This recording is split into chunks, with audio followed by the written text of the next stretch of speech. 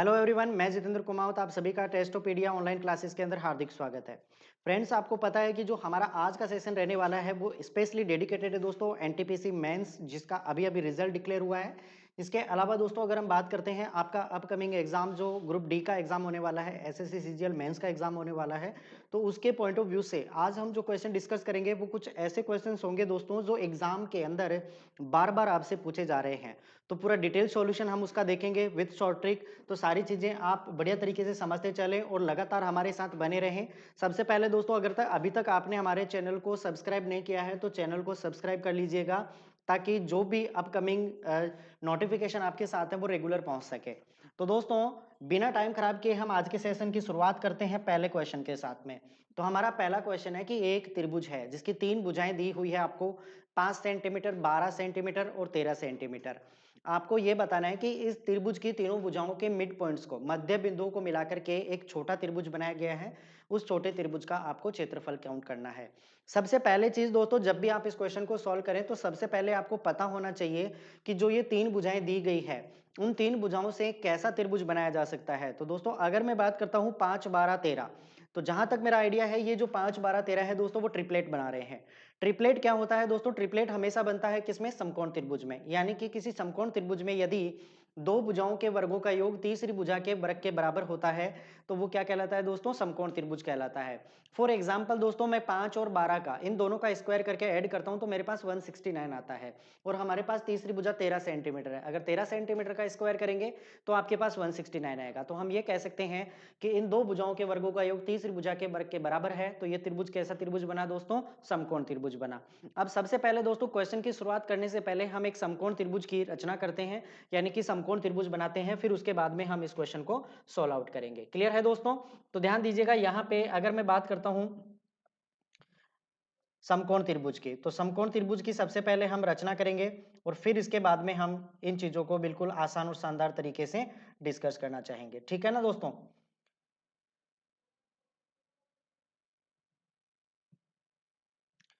चलो देखिए, अब यहाँ से समकोण त्रिभुज बना लेते हैं हम, ठीक है? फिर उसके बाद में हम इस क्वेश्चन को one by one step by step solve करते चलेंगे।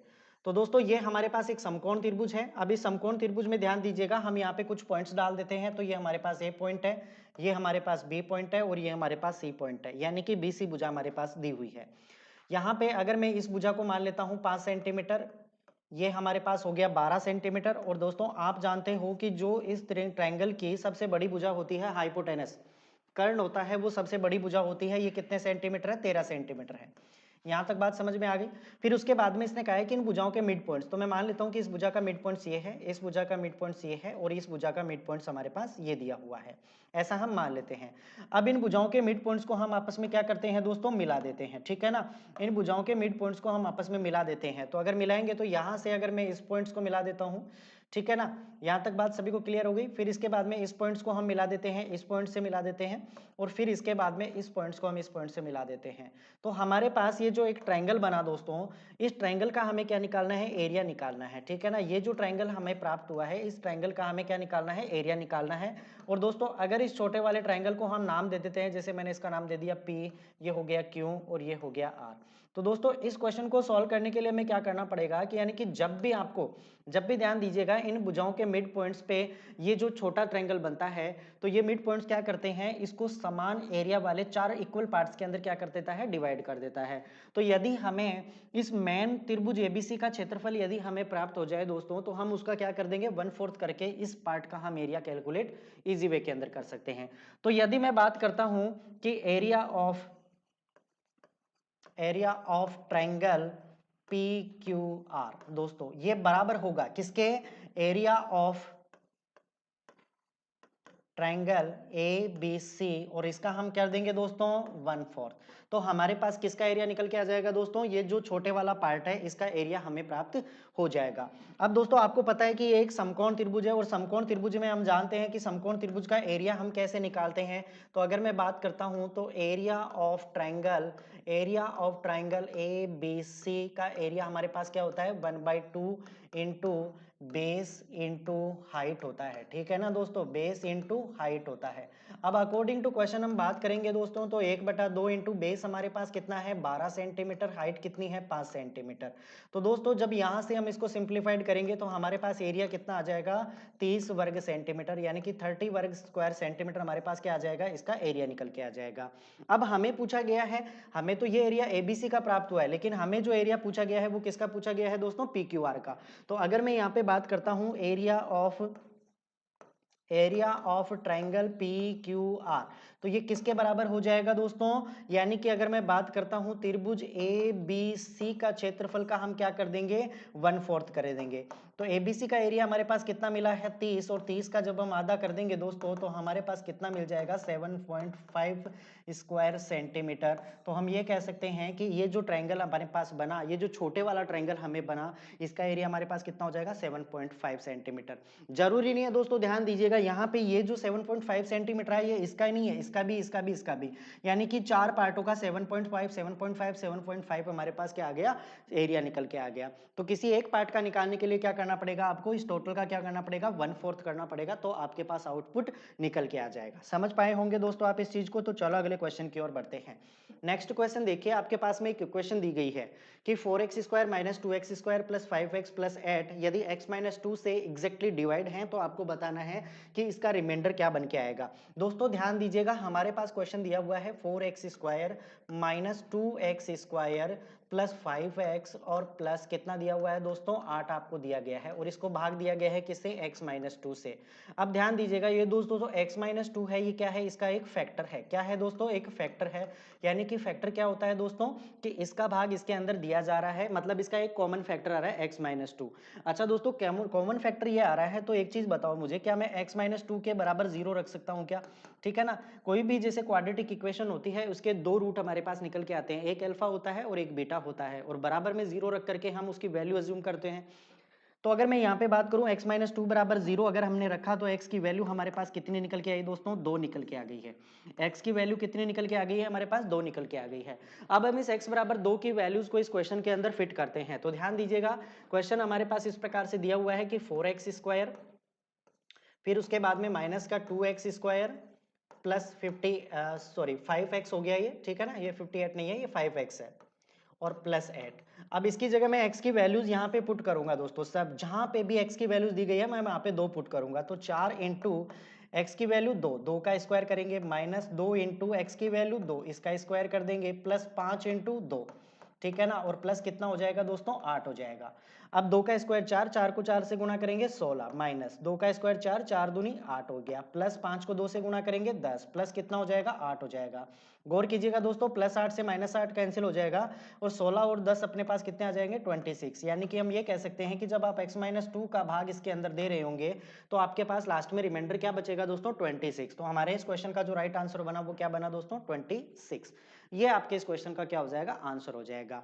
अब यहाँ पे आपको किसी भी प्रकार के भाग देने की रिक्वायरमेंट नहीं है दोस्तों, आप डायरेक्ट रिमाइंडर थ्योरम यूज करें कि अगर आपके पास ये एक फैक्टर है तो आप इसके बराबर 0 एज्यूम कर सकते हो। तो अगर मैंने इसके बराबर 0 रखा है तो x की वैल्यू हमारे पास कितनी आएगी, 2 निकल के आएगी। ये जो 2 आपने कैलकुलेट किया है बस इसको इसके अंदर फिट कर दीजिए, तो जहां पे भी x की वैल्यू दिख रही है वहां पे आप 2 लगाइए, तो आपके पास जो राइट आंसर आएगा वो कितना आ जाएगा 26, ठीक है ना। ये इस क्वेश्चन का सबसे इजी और सबसे आसान मेथड है। चलो अगले क्वेश्चन के ऊपर बात करते हैं। अगला क्वेश्चन आपके पास एक समांतर श्रेणी का है, मतलब अर्थमेटिकल प्रोग्रेशन का है। आपको निकालना है कि इस अर्थमेटिकल प्रोग्रेशन का 10th टर्म कौन सा हो जाएगा। जरूरी नहीं है दोस्तों 10वां टर्म ही पूछे, 50वां टर्म भी पूछ सकता है, 52वां टर्म भी पूछ सकता है, 100वां टर्म भी पूछा जा सकता है। तो सबसे पहले आपको समझना है कि अर्थमेटिकल प्रोग्रेशन होता क्या है, समांतर श्रेणी होता क्या है, इस चीज के ऊपर गौर कीजिएगा दोस्तों। अगर मैं कहूं कि मेरे पास कोई नंबर है a है, इसमें मैंने d जोड़ दिया तो ये क्या बन जाएगा a प्लस डी बन जाएगा, फिर इसमें d जोड़ दिया तो a प्लस 2d बन जाएगा, और इसी तरह से ये चलता रहेगा। यानी कि आपके पास जो दो लगातार टर्म है, लगातार टर्म्स का डिफरेंस कितना आना चाहिए दोस्तों, इक्वल आना चाहिए, तभी वो कैसी बना पाएंगे, अर्थमेटिकल प्रोग्रेशन होगा, यानी कि समांतर श्रेणी बना पाएंगी।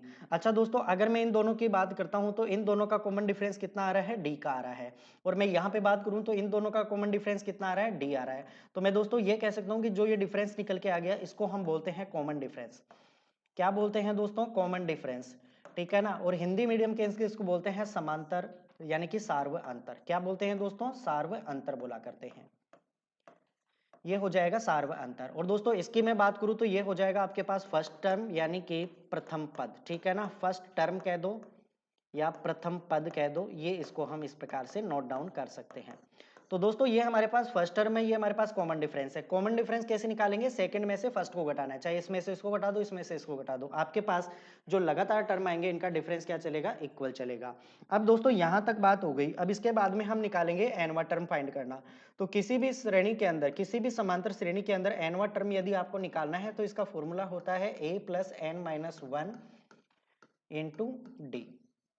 ये याद रखिएगा दोस्तों, किसी भी समांतर श्रेणी का अर्थमेटिकल प्रोग्रेशन का यदि आपको एनवा टर्म फाइंड आउट करना है तो इसका फॉर्मूला होता है n term is equal to a plus n minus one into D.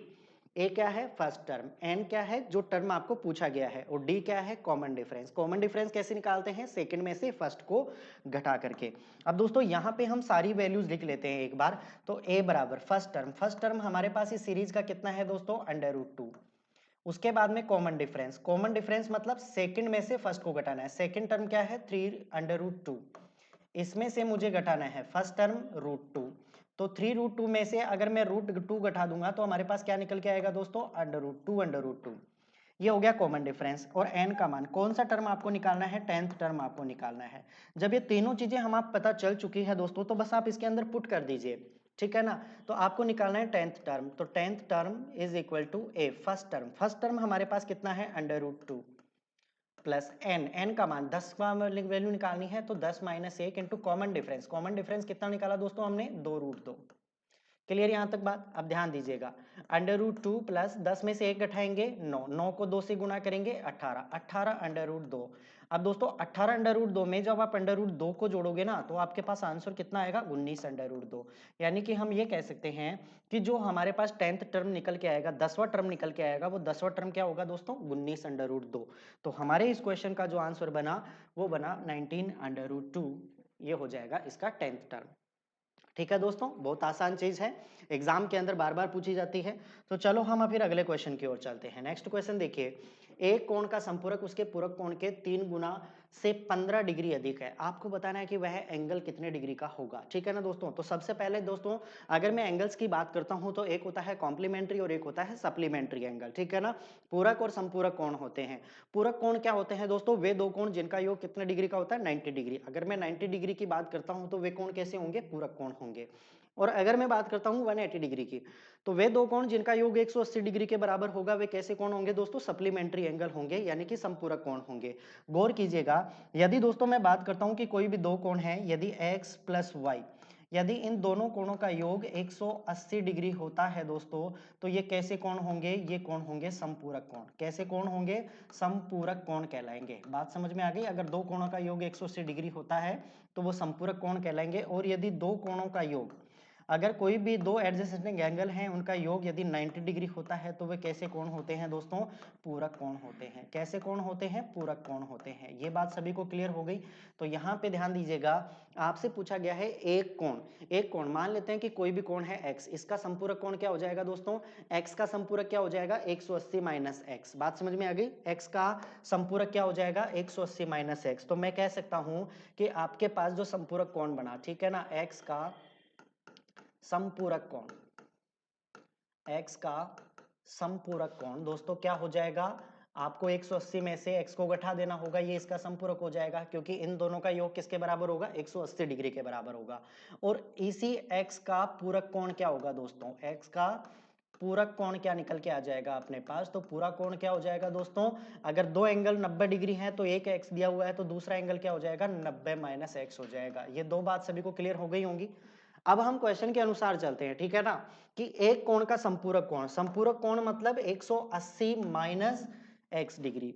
तो 180 माइनस एक्स डिग्री दोस्तों ये बराबर है किसके, पूरक कोण के 3 गुना। x का पूरक कोण क्या हो जाएगा, 90 माइनस एक्स, इसका 3 गुना, इसका 3 गुना से कितना डिग्री अधिक है दोस्तों, 15 डिग्री अधिक है। ये हमें क्वेश्चन में कहा गया है। बस एक इक्वेशन जो आपको दी गई है, इस इक्वेशन को सॉल्व करना है, क्वेश्चन आपके साथ में बिल्कुल आ जाएगा। ठीक है ना, गौर करते हैं। यहां से अगर मैं बात करूं तो 180 माइनस एक्स बराबर 3 को 90 से गुणा किया 270 माइनस 3 को x से गुणा किया 3x प्लस कितना हो जाएगा 15 डिग्री। यहां तक बात सभी को समझ में आ गई होगी। अब ध्यान दीजिएगा 180 माइनस एक्स को आप एज इट इज रखिए, ठीक है ना। 180 माइनस एक्स बराबर, अब ध्यान दीजिएगा 270 में आप 15 जोड़ दीजिए तो 200 कितना हो जाएगा 85, ठीक है ना। तो 285 डिग्री हो जाएगा और ये माइनस किसके बराबर हो जाएगा 3x के। एक काम करते हैं 3x को इधर ले आए तो 3x इधर आकर के घट जाएगा यानी कि जुड़ जाएगा, तो इसमें से x घटा देंगे तो ये क्या बन जाएगा 2x। अच्छा 180 को इधर लेकर आइए तो इधर लेकर आएंगे तो कितना बन जाएगा 105 डिग्री, यानी कि 2x बराबर 105 डिग्री है तो x का मान क्या हो जाएगा दोस्तों 105/2, यानी कि आप ये कह सकते हो 52.5 डिग्री, ठीक है। तो आपके पास x की वैल्यू कितने निकल के आ गई दोस्तों 52.5 डिग्री। तो हम ये कह सकते हैं कि जो एंगल आपको फाइंड आउट करना था वो एंगल कितना होगा दोस्तों 52.5 डिग्री, ठीक है ना। ये 52.5 डिग्री ऐसा एंगल है जिसका समपूरक कोण उसके पूरक कोण के 3 गुने से कितना डिग्री अधिक है दोस्तों 15 डिग्री अधिक है। ये बात सभी को समझ में आ गई होगी, ठीक है ना। तो इस प्रकार से इस क्वेश्चन को सॉल्व आउट करना है। तो नेक्स्ट क्वेश्चन की ओर हम बढ़ते हैं। नेक्स्ट क्वेश्चन में आपको ध्यान दीजिए एक डायग्राम दिया गया है और यहाँ पे एक स्पर्श रेखा दी गई है और एक तिर्यक छेदी रेखा आपको दी गई है, ठीक है ना। यानी कि एक जीवा है AB, इसको D तक बढ़ाया गया है और एक स्पर्श रेखा है, ये दोनों D पॉइंट्स के अंदर मिलती हैं। अब ध्यान दीजिएगा यदि AB बराबर 7 सेंटीमीटर, ये आपको 7 सेंटीमीटर दी गई है और BD की अगर मैं बात करता हूं तो ये 9 सेंटीमीटर दी गई है। अच्छा दोस्तों अगर मुझे पूरी वैल्यू कैलकुलेट करनी है तो 9 और 7 कितनी हो जाएंगी दोस्तों 16 सेंटीमीटर हो जाएंगे कि नहीं, और ये वैल्यू आपसे पूछी गई है। तो ये वैल्यू जब भी निकालना है तो ध्यान दीजिएगा, अगर मैं बात करता हूं यहाँ पे कि DE का स्क्वायर, ये दोस्तों बराबर होगा किसके बराबर होगा BD के बराबर होगा, इनटू ये बराबर होगा किसके दोस्तों DA के बराबर होगा। किसके बराबर होगा DA के बराबर होगा, ठीक है ना। DA के बराबर होगा, ये चीज आप याद रखना, इस पॉइंट को याद रखना, काफी इंपॉर्टेंट चीज है ये। एग्जाम के अंदर पूछे जाते हैं, डायरेक्ट क्वेश्चन आपसे पूछे जाएंगे, ठीक है ना। तो DE का स्क्वायर हमें फाइंड आउट करना है, तो BD की वैल्यू कितनी है दोस्तों 9 सेंटीमीटर इंटू DA की वैल्यू कितनी कैलकुलेट की हमने 16 सेंटीमीटर, 16 को 9 से गुणा किया 145, ये हमारे पास DE की वैल्यू आई है। अगर हमें खाली DE का मान चाहिए तो हम क्या करेंगे 144 का स्क्वायर रूट कर देंगे जो कितना होगा दोस्तों 12 सेंटीमीटर। तो हम ये कह सकते हैं कि जो आपके पास ये टेंजेंट लाइन बन के आ रही है, ये जो टेंजेंट लाइन है DA, इसकी वैल्यू कितनी हो जाएगी दोस्तों 12 सेंटीमीटर। तो आप ये पॉइंट याद रखना दोस्तों, इंपॉर्टेंट चीज है, ये क्वेश्चन यहाँ से आपके बनेगा, ठीक है ना। तो इंपॉर्टेंट चीज है कि आपके पास इस स्पर्श जो स्पर्श रेखा है टेंजेंट लाइन है, इसका स्क्वायर इसके और इस टोटल के मल्टीपल के क्या होता है बराबर होता है, ठीक है ना। चलो अगली ओर बढ़ते हैं फिर। नेक्स्ट क्वेश्चन देखिए, नेक्स्ट क्वेश्चन में आपके पास दिया हुआ है कि m+2 sin थीटा और 2m-1 cos थीटा ये बराबर है 2m+1 के, और आपको वैल्यू निकालनी है कि निम्न में से कौन सा सही है। दोस्तों इन जब भी इस प्रकार के क्वेश्चन आए तो आपके पास तरीके दो रहते हैं, या तो आप m की कोई ऐसी वैल्यू सजेस्टेड करें कि ये दोनों चीजें सेटिस्फाइड हो जाए, और जो चीज m की वैल्यू यहाँ पे रखी है वो आप ऑप्शन में रख के कंपेयर करोगे तो आपके पास राइट आंसर आ जाएगा। लेकिन ध्यान दीजिए ये जो प्रक्रिया है, ये जो प्रोसेस है, ये काफी जटिल प्रोसेस है, तो हम थोड़ा इसको आसान बनाने की कोशिश करते हैं, क्योंकि इतनी जल्दी हमारे माइंड के अंदर कोई वैल्यू एज्यूम हो जाए ऐसा थोड़ा इम्पॉसिबल होता है।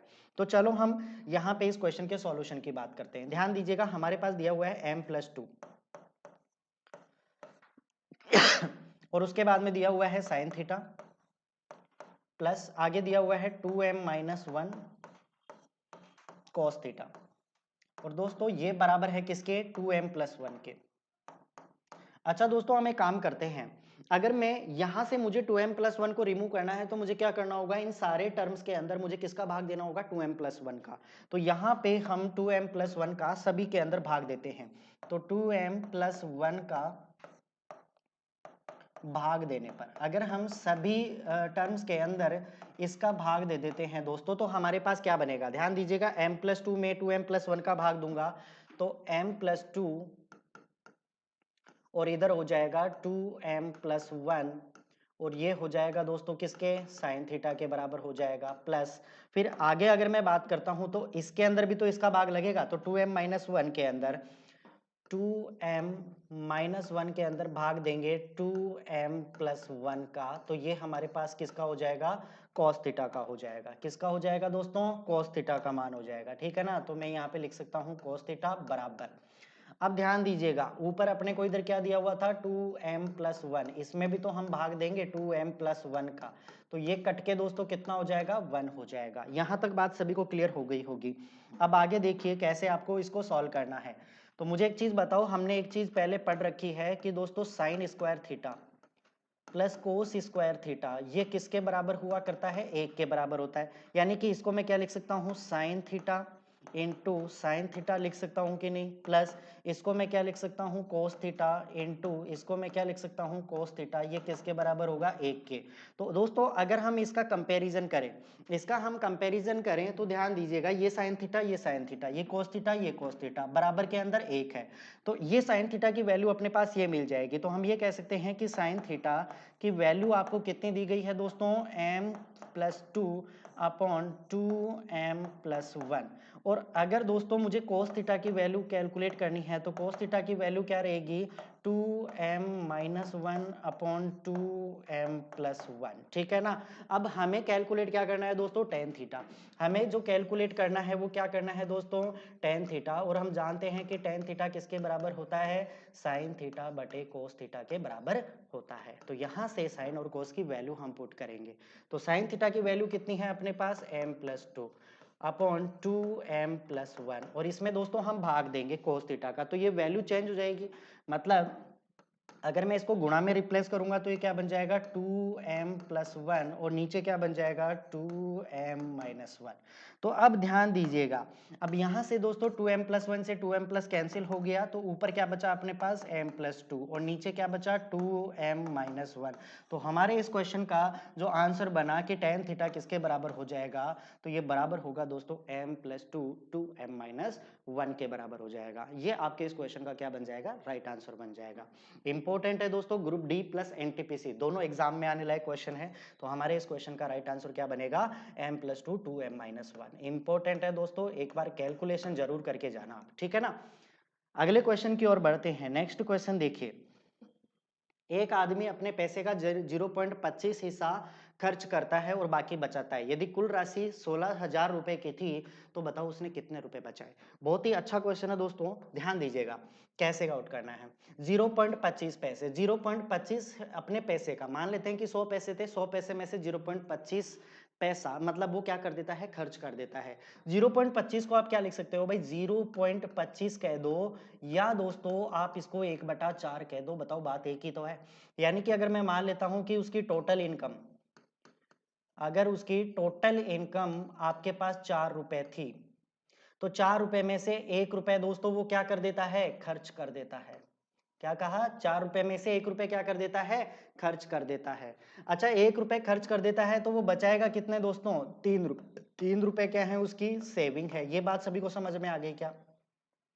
अब हम क्वेश्चन के अनुसार चलते हैं कि यदि कुल राशि 16,000 रुपए थी, मतलब इनकम 4 रुपए नहीं थी उसकी, कितनी थी, 16,000 रुपए थी। तो ये 4 किसके बराबर है, 16,000 के बराबर है। मतलब कितना गुना है दोस्तों, 4,000 गुना है। तो अब इसने पूछा क्या है, उसने कितने रुपए बचाए, तो यहाँ पे कितने रुपए बचा रहा है, 3 रुपए बचा रहा है। तो इस 3 को भी हम क्या कर देंगे, 4,000 गुना कर देंगे। तो हमारा राइट आंसर क्या आएगा दोस्तों, 12,000 रुपए।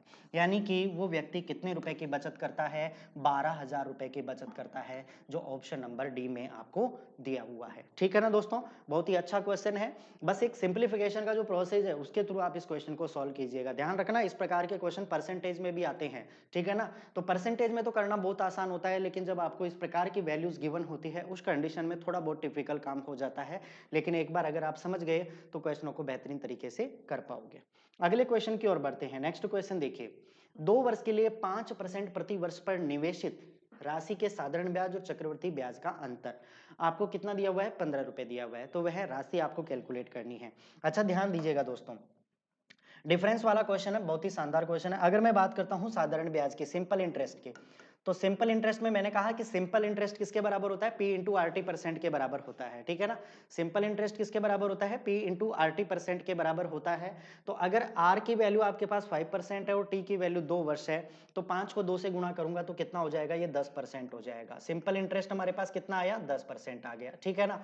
और अगर मैं कंपाउंड इंटरेस्ट की बात करता हूं, तो कंपाउंड इंटरेस्ट के लिए ध्यान दीजिएगा दोस्तों, 2 साल की बात हो रही है। तो 2 साल के लिए बात हो रही है, तो 2 साल के लिए हम क्या करेंगे, मैंने कहा रहा 2r और उसके बाद में आर स्क्वायर, ये हो जाएगा इफेक्टिव इंटरेस्ट रेट। आर की वैल्यू कितनी है 5, तो 5 को 2 से गुणा करेंगे 10 और उसके बाद में 5 का स्क्वायर कितना हो जाएगा 25। यानी कि मैं ये कह सकता हूं कि हमारे पास जो चक्रवृद्धि ब्याज आया है 2 साल का वो कितना आया है 10.25% आया है। और क्वेश्चन में आपको सीधा सीधा इन दोनों का डिफरेंस दिया हुआ है, तो मुझे बताओ इन दोनों का डिफरेंस यहाँ पे कितना बन रहा है दोस्तों। तो 10.25 में से आप 10 घटा दोगे तो कितना आएगा 0.25%, यानी कि ये 0.25% है दोस्तों, वो किसके बराबर दिया हुआ है 15 के बराबर दिया हुआ है। हमें तो पूरा 100% कैलकुलेट करना है, हमें तो पूरा 100% कैलकुलेट करना है दोस्तों। तो कैसे करेंगे 15/0.25 गुणा 100, बात समझ में आ गई 15/0.25 गुणा 100। अब दोस्तों ध्यान दीजिएगा पॉइंट यहां से रिमूव करेंगे तो 2 जीरो यहां पे लगा दीजिए, तो 25 एकम 25 और 25 चौके 100, बात समझ में आ गई। और 15 को 400 से गुणा करेंगे तो रिजल्ट कितना आएगा 6000 रुपए। कितना आएगा दोस्तों 6000 रुपए। तो आपके पास वो राशि कितनी थी 6000 रुपए, यानी कि 6000 रुपए के 2 वर्ष के लिए 5% की दर से साधारण ब्याज और चक्रवर्ती ब्याज का डिफरेंस आपके पास कितना आएगा 15 रुपए निकल के आएगा। ठीक है ना, बिल्कुल आसान मेथड है दोस्तों, इंपॉर्टेंट चीज है रेलवे के पॉइंट ऑफ व्यू से। ठीक है ना, करके जाइए आप एक बार इस क्वेश्चन को। अगले क्वेश्चन की ओर बात करते हैं। निम्न में से कौन सा व्यंजक 3 की पावर 34 प्लस 3 की पावर 35, ठीक है ना, 3 की पावर 34 प्लस 3 की पावर 35 का वर्गमूल निरूपित करता है। दोस्तों ध्यान दीजिएगा कैसे करना है। अगर यहां पे हमें दिया हुआ है कि 3 की पावर 34 प्लस 3 की पावर 35, ये आपको दिया गया है और इसका क्या निकालना है, कुल मिला के ये वर्गमूल कैलकुलेट करना है। अच्छा मैं यहां से बात करता हूं दोस्तों, तो इन दोनों में कॉमन क्या ले सकता हूं मैं, अगर मैंने 3 की पावर 34 को यहां से बाहर ले लिया तो आपके पास यहां क्या बचा 1 प्लस यहां पे क्या बचा दोस्तों 3 की पावर 1, बात समझ में आ गई कि नहीं। अब दोस्तों ध्यान दीजिएगा, अगर हमें 3 की पावर 34 मैंने यहां पे कॉमन ले लिया है तो यहां पे देखो 1 प्लस 3 की पावर 1, 3 में 1 जोड़ देंगे तो कितना बनेगा 4 बनेगा, कुल मिला के इसका रूट हमें कैलकुलेट करना है। अच्छा ध्यान दीजिएगा, हमें तो रूट को हटाना है, तो हटाएंगे तो कैसे भाई, 34 को मैं क्या लिख सकता हूं 3 की पावर 17, 17 की पावर 2 और इंटू 4 को मैं क्या लिख सकता हूं 2 की पावर 2। बताओ ऐसा हम लिख सकते हैं कि नहीं दोस्तों। अब गौर कीजिएगा, यहां से अगर हम बात करते हैं ठीक है ना, तो रूट से ये दोनों की दोनों पावर्स कैंसिल हो जाएंगी, तो इधर क्या बचेगा 3 की पावर 17 इंटू दोस्तों क्या बनेगा 2 बनेगा। तो हमारे इस क्वेश्चन का जो राइट आंसर होगा वो क्या होगा 3 की पावर 17 इंटू 2, 3 की पावर 17 इंटू 2, यानी कि ऑप्शन नंबर ए। ठीक है दोस्तों, तो ये आपका जो आज का सेशन था ये यहाँ पे समाप्त होता है। ठीक है, नेक्स्ट क्लास में हम जल्दी मिलेंगे आपके साथ में, तो आप कंटिन्यू रहिएगा इसके साथ। Okay, thank you, good bye.